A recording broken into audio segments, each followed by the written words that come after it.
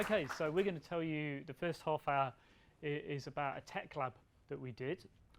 It's interesting because I think what was interesting in Manchester, a lot of people were very interested because I think they use the trams on a regular basis, but I'm guessing most people here don't. But hopefully it's still interesting to you, and I think it's got some general lessons, I think, about how you can use technology to help with transport planning of journeys.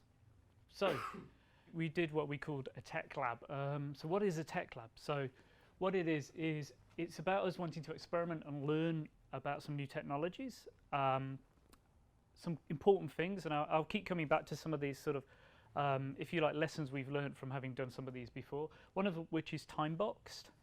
So quite often when you're learning about new technology, there's a temptation like to give that to a group of architects, for example, and they go away for a very long time, and eventually they get it working, you know, several months later, and then they give it to all the projects, and everyone seems surprised that it's made all the projects go slower. So how quickly you can get up to speed with a technology and get something useful done with it seems to be one of those things that we often leave behind when we try new things out.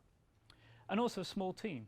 And again, if you need a cast of thousands to get something working, how useful is it really? So can we get something useful done with a relatively small number of people? And of course, we're a consultancy, so taking a whole bunch of people away from billable work for 6 weeks would be a huge investment as well. So, okay, so what did we want to get out of our tech lab? So we wanted to learn something about some new technology, and I'll tell you more about the particular technology we chose as we go on. Pros and cons.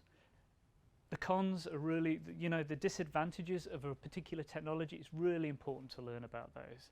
And I think, again, if you look at our industry, when you go and read about products, you always read about how this is the ideal product for every problem that you will ever have. And actually what's far more useful, and especially to us as a consultancy, but I think to our clients as well, what is far more useful is to know when you shouldn't use a particular piece of technology. When is it the wrong thing to do? When are you better off doing something different instead? So pros are really important, but probably even more important, learn about the disadvantages of technology. Working software. We want actually to build something real with some real requirements. In our case, we chose planning journeys on the tram network in Manchester. But again, if you don't have some real outcome at the end, these sort of exercises can get a bit academic. It just turns into somebody playing with the technology on their laptop. Actually, you don't know at the end. If you're not building real software, you don't know at the end really how useful that stuff is. Okay. Collateral is something that was important to us, but we found making sure everybody was keeping a diary, making a note of what they're doing all the way through really helps when you then come to share back with an audience or with the rest of the company what you've been up to.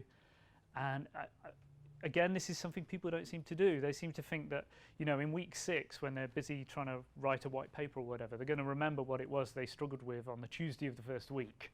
So that's just a really important thing.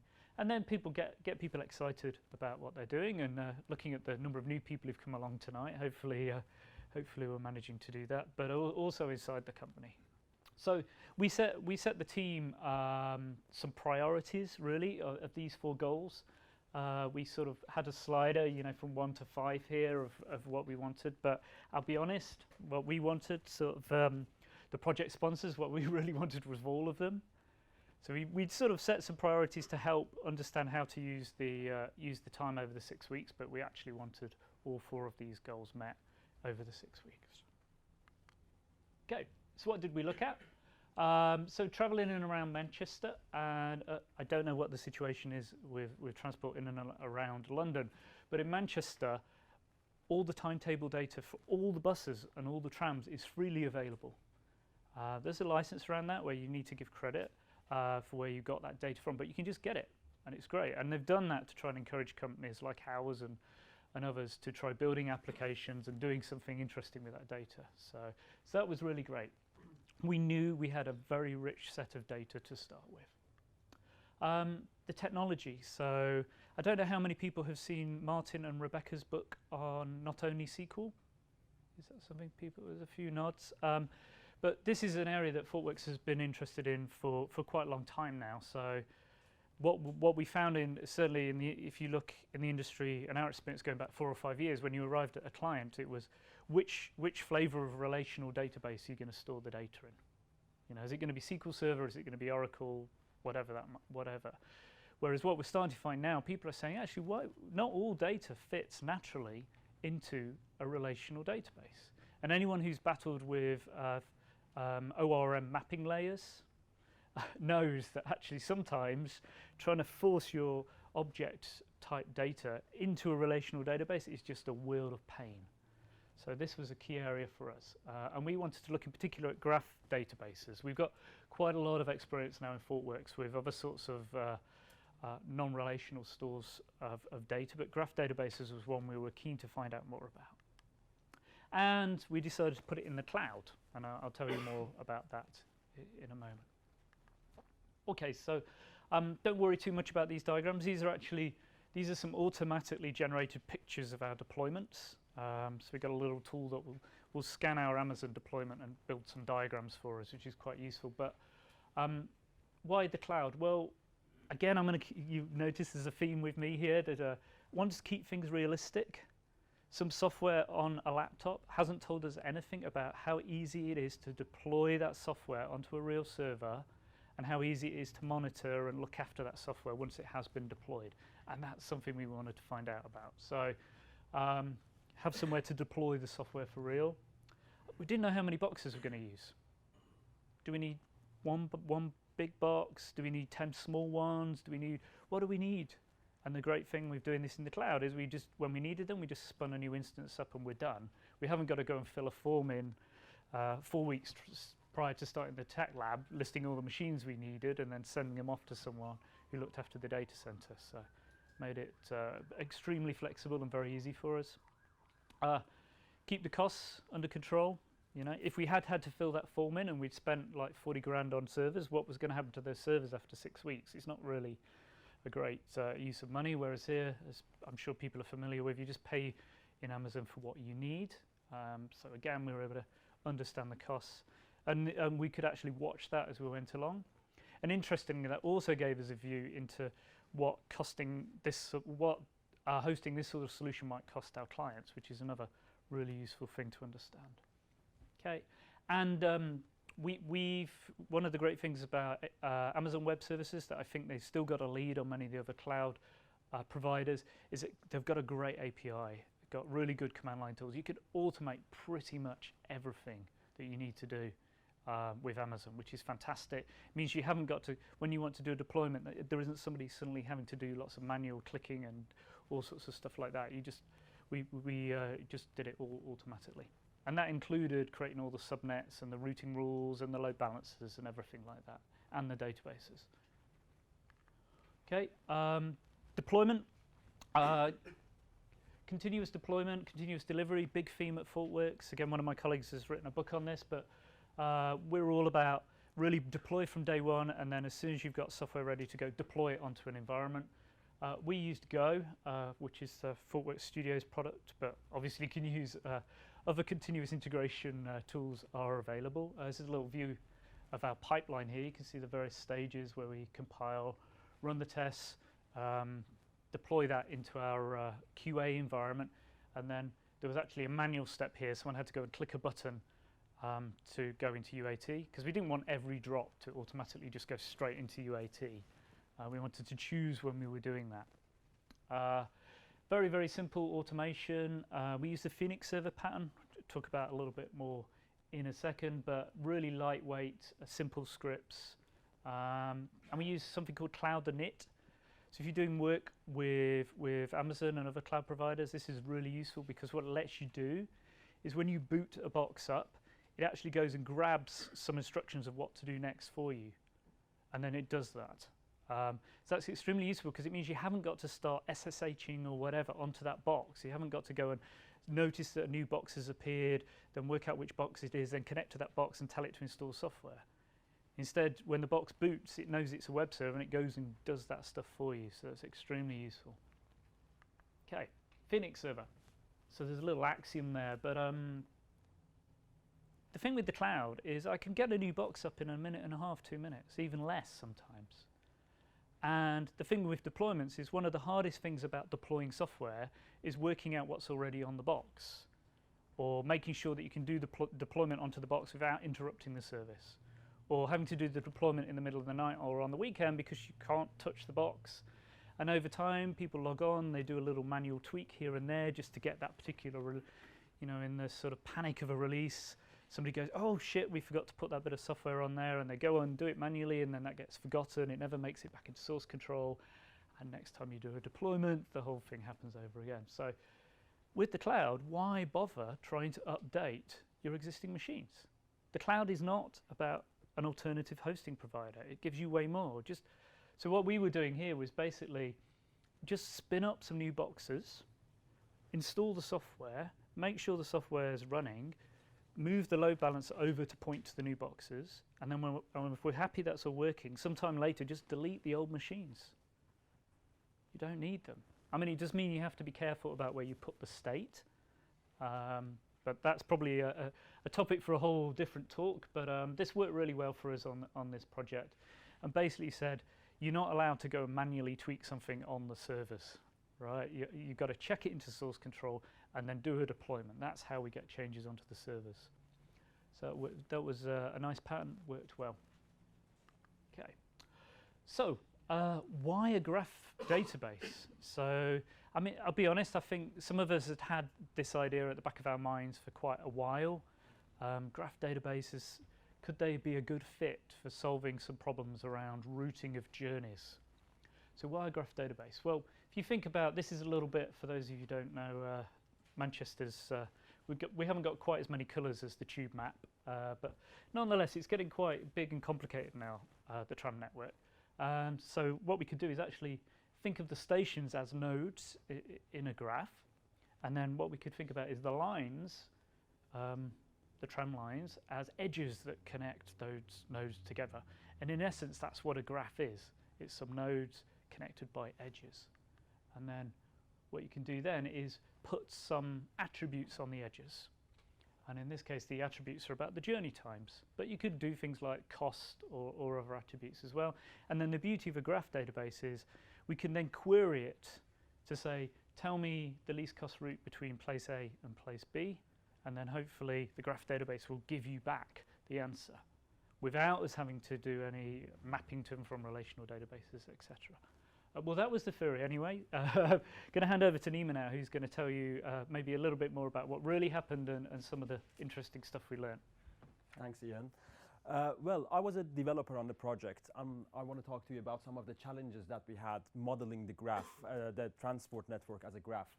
Over the course of the project, the biggest challenge was finding the correct data model, and we had 4 different iterations, and finally we got it working. So I want to talk to you about those iterations, but before going through them, I want to show you the data that we were getting from Greater Manchester Transport.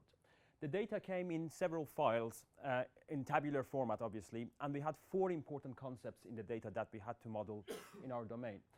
So the first one was stops, and stops wasn't stations, it was platforms. So a typical station has 2 platforms in Manchester Transport network, and that was the first thing that we had to model. Then we had the routes, and routes are like tram lines. So if we want to think about tube, it's like central line and circle line. So we have the same concept for tram lines in Manchester as well. Then on these routes, we have services. These services operate on the routes, and it doesn't necessarily mean that they start from the beginning and they finish at the last stop. They could start at any point and they could finish at any point on a route.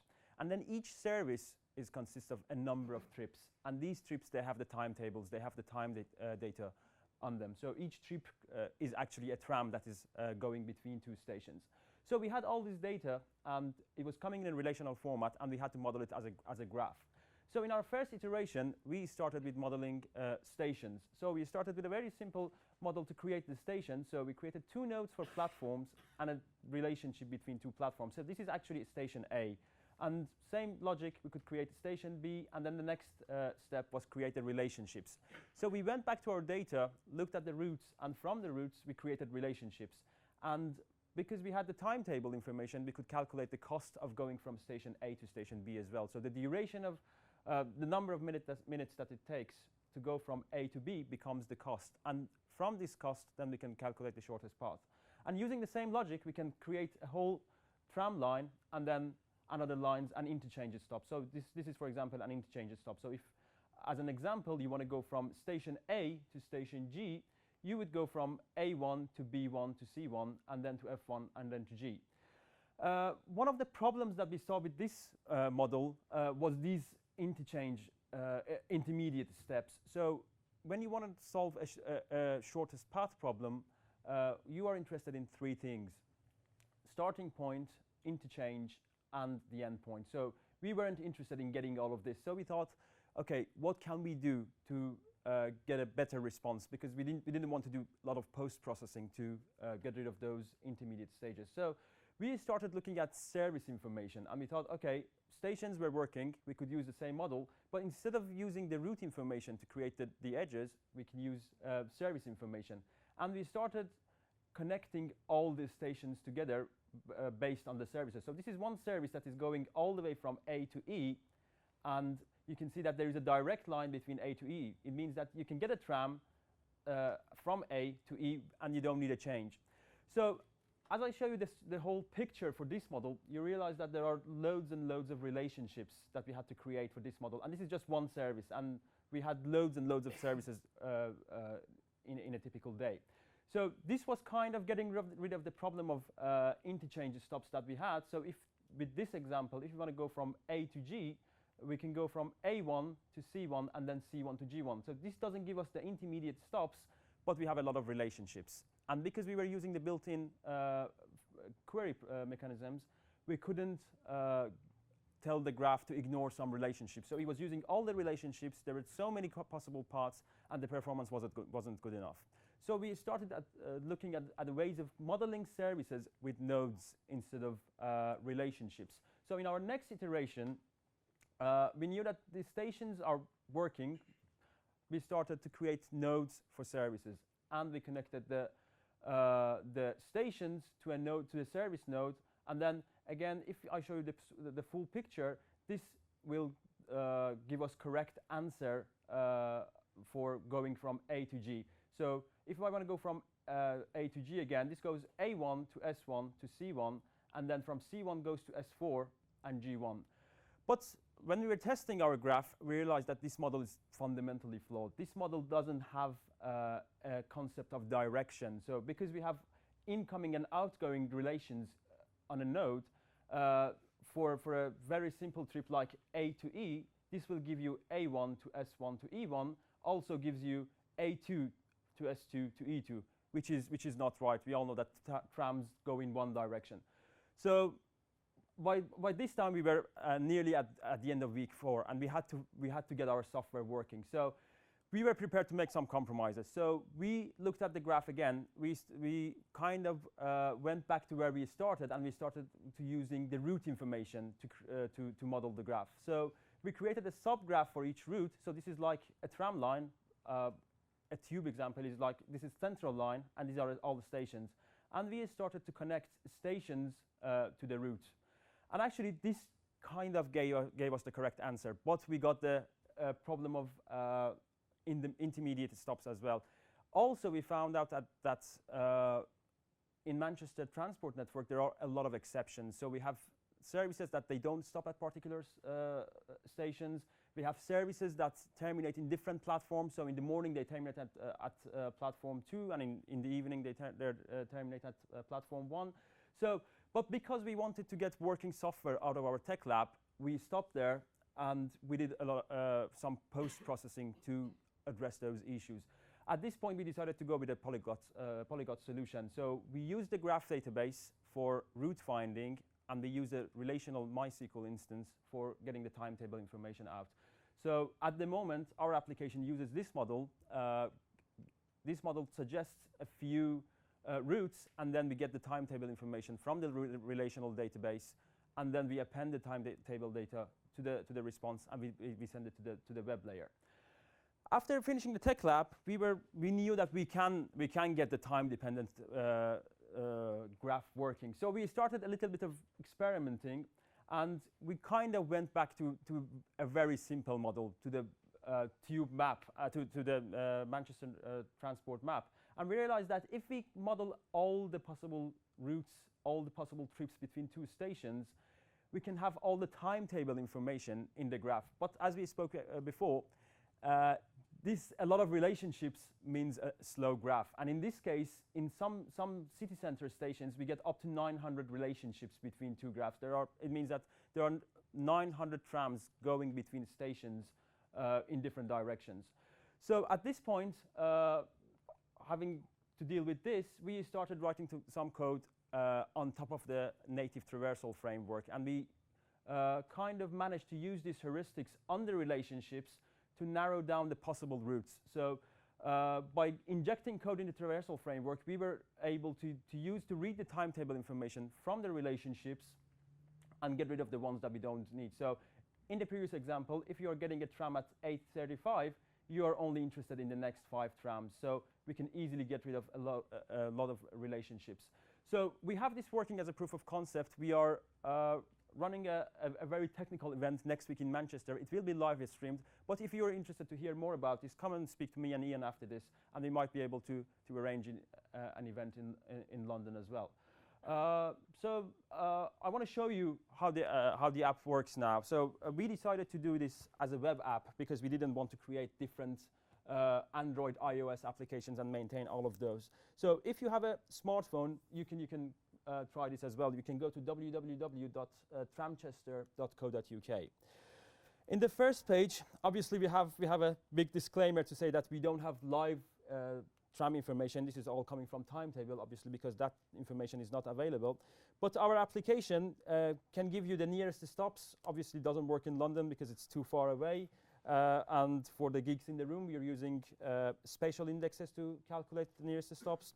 But basically, if I want to go from station A to station B, let's pick something, and I'll be in Manchester by 10:30. Yeah, so this will give you the possible tram choices. Sometimes you have more than one choice. It gives you all the different colors of lines, and then it also gives you more details. So I need to go to Altrincham station on platform 1. This gives me walking directions to the station, which is not very useful from here, and some more information. So this is all done in a web app.